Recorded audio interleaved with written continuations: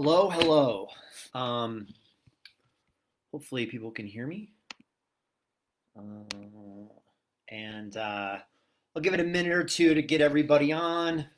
And If you would like to ask a question, you can feel free to do that um, in the comments section, and we'll try to address it. So we'll just give it a couple minutes here and let kind of people get on and whatnot.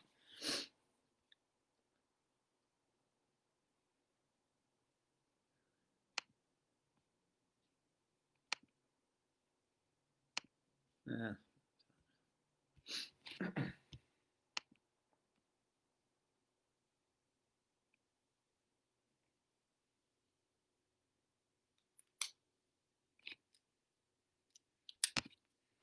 Okay.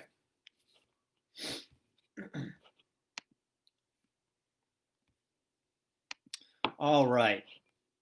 So, um, I got a handful of questions. I got a good, nice little handful of questions that people have asked, um, and I'm gonna go over a few of them today, unless we get um, uh, unless unless I get a super great one in the, or even if I do get a great one in the comments, I might do this again. So I'm going to try to keep this kind of tight, like 20, 30 minutes. And then we can address some other ones next week or 2 weeks from now. We'll see. So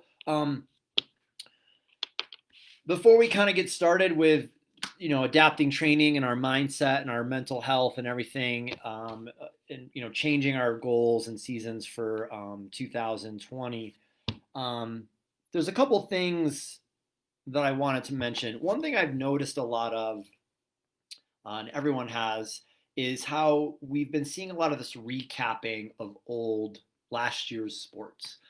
Everyone's doing it, right? We're showing old bike races.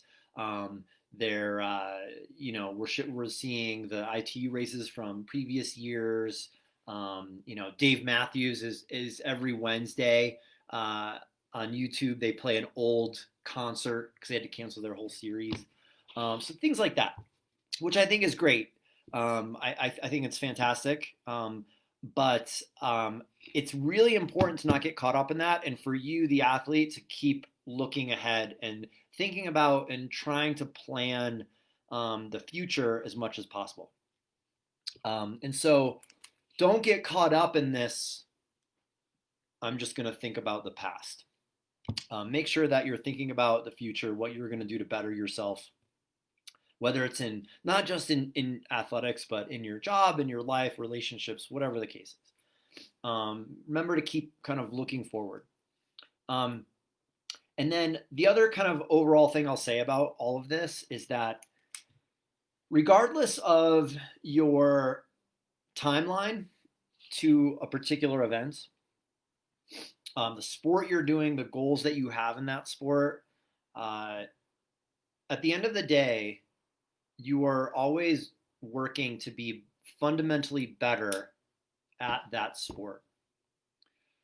And so I think people, especially in triathlon, get really caught up with the amount of weeks left to a race and if it's hilly or not hilly and if it's a downstream swim and all this stuff. Like, you need to be able to swim better.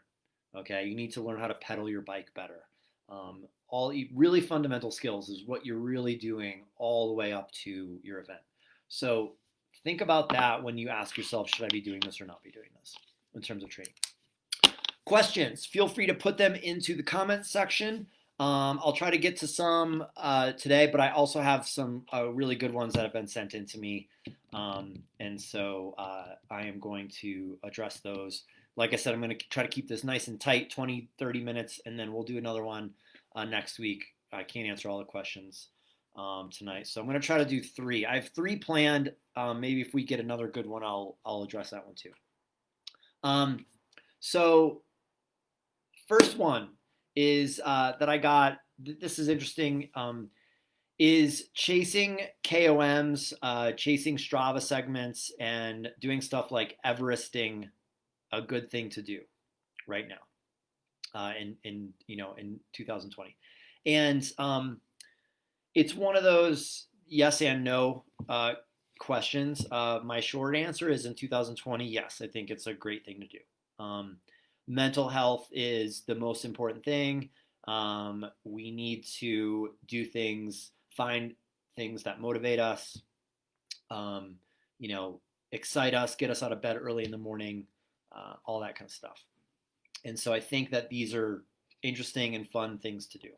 Um, where they get bad is when we start doing too much of them and start doing these events and these days that are really, really huge. The Everesting one, which, if you don't know, it's riding your bike up and down a hill um, until you get the total altitude of Mount Everest, which is 29,034 feet now, I think. So it's a lot. It takes many, many hours. Um, and so there's another thing that people have been doing a lot of, which is doing a duathlon on a mountain peak. So you ride your bike to the trailhead and you climb the peak and then ride your bike back. This can take a really, really long time. And so I had heard one guy who was trying to like PR on a KOM in Boulder, and he like went out and like crushed himself one day, and there was a headwind, and so he's like, "Oh, a headwind. I'm going to do it again tomorrow." And no. So this is where it gets bad, is when we start doing these 10-hour um, efforts every weekend or even every other weekend. The other way this gets bad is when we put a ton of stock into the KOM competition with your buddies. And we really start trying to prep for it specifically. And then that ends, and then we're going to do something else in 2 weeks. And now I'm only going to run for 2 weeks. Don't try to be a little bit more clear-headed on this. These kinds of events and virtual things to do are super cool. Definitely can keep you motivated.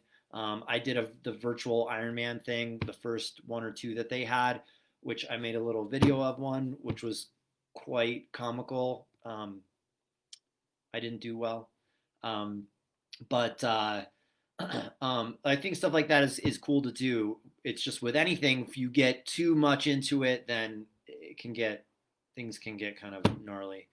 I've already had people, and I did a month ago, people contacting me being like, "Oh, I decided, I just wanted to ride my bike and the pools are closed, and so I just started riding my bike everywhere and doing 500 miles a week, and I feel horrible now." So try to be careful with that kind of thing.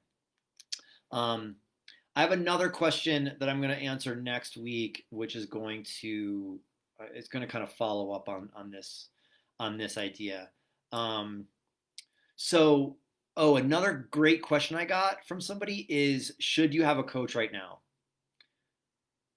What is the purpose? What's the point? Should you have a coach right now? Should you hold off on getting a new one? And I'm going to answer that question, and I've got some thoughts that will probably surprise people, seeing as that I'm a full-time coach, and that's how I pay my bills. And I'm going to answer that one next time. So that one is going to be interesting. Justin here is saying, Strava, social media, kind of Strava is the worst. Seeing your buddies do all these massive days makes you think you got to step up to their level. And even in 2020, we're constantly comparing ourselves. This is another way that the Strava thing can get really, really bad. And social media. Social media is our best self all the time. And people are like, "Oh my God, they're training so much, they're doing so much, they must be so fit," all this stuff. Um, Try not to go down that rabbit hole. It's really, really difficult sometimes for everyone, but you have to just kind of stay self focused, right? Have the mindset of what are your goals. Another thing I should talk about maybe next time is purpose and process, which is not, I'm sure you've probably heard of this. What is your purpose for doing what you're doing, and what's the process that you're going about to, fulfill this purpose? And when you start really getting into that, you can really simplify things, both mentally for yourself and kind of mapping out training and things like that. Thanks for that comment, Justin. That's a really good point. I've heard a lot of this so far this year. Um, a great question I got. This is from one of the guys on a team, the Boulder Racing team that I work with. Is I'll read it here. Is an entire calendar year of December, quote, training the best way to approach a year without races? What he means by December is when this first started and races first started getting canceled and everyone was like, what do we do? I started asking the same question of what do we do? And when I got into really looking at training and helping guiding athletes and consulting them through everything, I realized that it was what we needed to do was train like December, or if you're doing an early race, maybe earlier than December, that kind of time frame when you're training, getting back into training, but not really crushing it. That looks different for a lot of people. I'm not going to get into what that looks like for my athletes, but that kind of off season, getting back into it, maintenance training, working weaknesses, not really crushing yourself kind of time. And there's some specific stuff that we do that I talk about with my athletes. And I was like, it feels weird because it's April and you were told you had to do this. You had other plans, and now all of a sudden we have this mess. And so it feels weird, but the actual process of what we're going to do is you have done many times, which is we're going to act like it's December again. And then I was on a con call with a bunch of athletes, and I got asked this question, and we're being asked it again: is it still December, Eric, or what do we do now? Because this is still going on. This is still dragging on. And the question is no. We need to move on from December to, I don't know, what might now be called, COVID summer training. And so the type of training that, we're kind of doing, and again, I'm not going to get, I can get into specifics of this, but I'm going to try to not get into too crazy specifics of training, is things have ramped up. We're doing more intense training. There are actually some races. I have some athletes doing the Colorado State time trial, which is going to happen next weekend. And so stuff like that is happening. But we've really kind of, people have moved into wanting to do different stuff. Some of these, I want to do a big long trail run. I want to do a 14er, all that kind of stuff. And so I have some small groups back at the track. We're getting back in the pool a little bit with kind of a cap on the amount of people and all that kind of stuff. And so it's actually provided us the opportunity to work on more fundamental skills, kind of like I mentioned at the beginning of this. More run form, working on pedaling mechanics, taking a little bit more time to do testing, physiological testing, the field tests, right? The run field test, the bike, threshold test, things like that.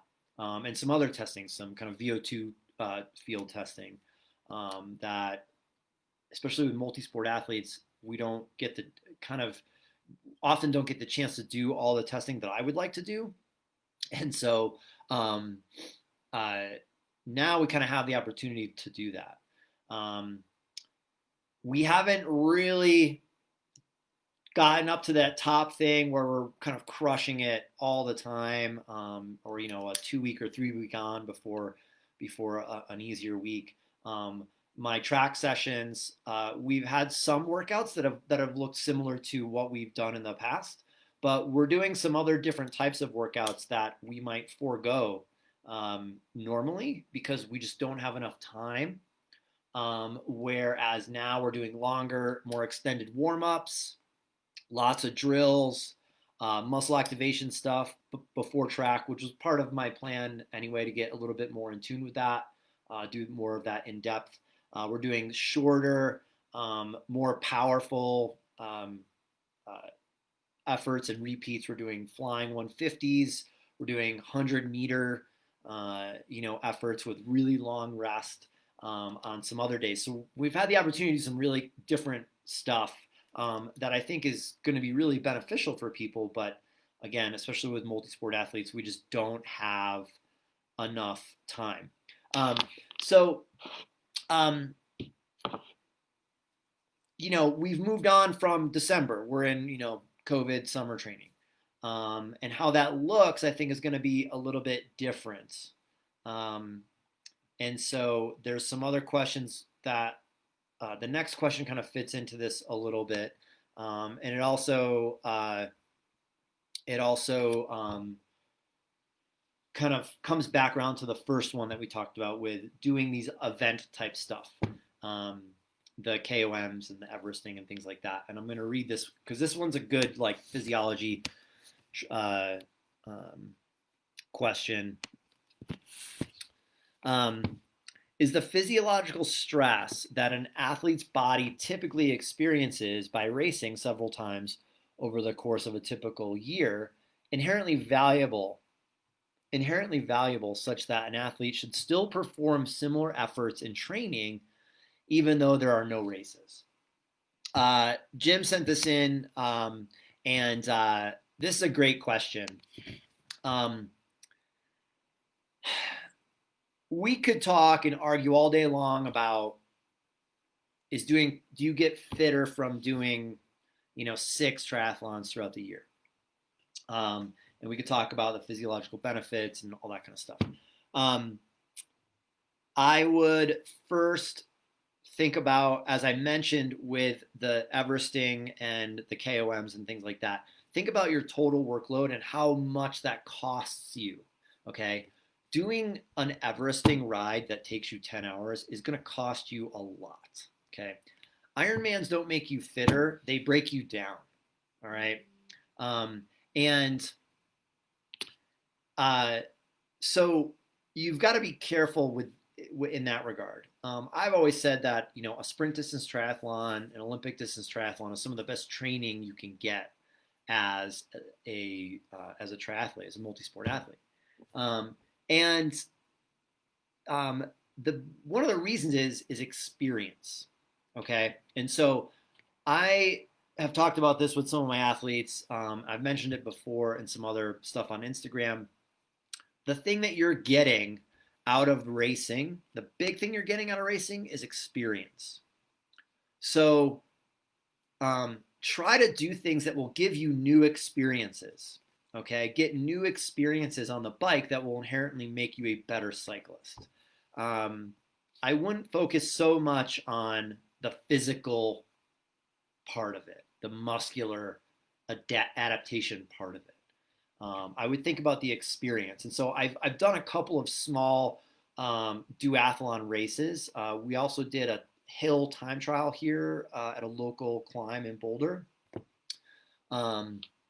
for some people, some of my athletes and people on the Vixen team and Boulder Racing team. And part of the goal is just to get people out and have fun. And then the other part is to get more experience. So I think the experience part is great. So another example of this experience thing is doing 6 Ironmans, is having 6 Ironmans under your belt when you go into the 7th one, going to make you a fitter, stronger athlete. We could argue about this. I would say that the training you are doing for all of these over a consistent time frame is making you a fitter, stronger, better athlete. The experience that you have from doing those races in different weather conditions, different courses, wind conditions, road surfaces, the other people around you, however you happen to feel, the race that you had to do in April versus the race that you had to do in August. Those types of experiences are going to make you a better athlete, a better racer, better at executing a good race effort. They're going to make you know, they help you know your body better. This is why you see the athletes in their 30s just usually dominating and winning events because they're more mature. They have more experience. And so, Jim, that's a great question. Thanks for sending that in. I love it. And so I would say, you should do some. This isn't the season to do 3 virtual Ironmans. Don't do that. It's not good for you, right? Unless you're one of these like top, freak, completely just get like crazy professional guys that are super, super talented and gifted and have all day long to recover. So don't need to have jobs or take care of families, things like that. So, Ed here is texting in, but some shorter hourish maximal efforts that you would never do during a season with races can be valuable, question mark. Yeah, absolutely. That's what I'm getting to. Sorry. Is the shorter efforts, right? Couple hours, of kind of really seeing what you're made of, or some kind of a test, or doing some fun kind of duathlon that your buddies put on, like we did, as a bit of a test, can be great training, and it can be great experience.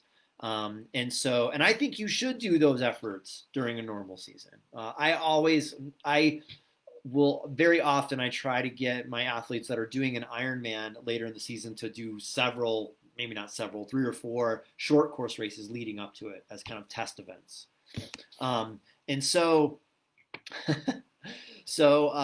Yes, Sam Long is one of these guys that will do a couple Ironmans and he will be better for it because he's that good.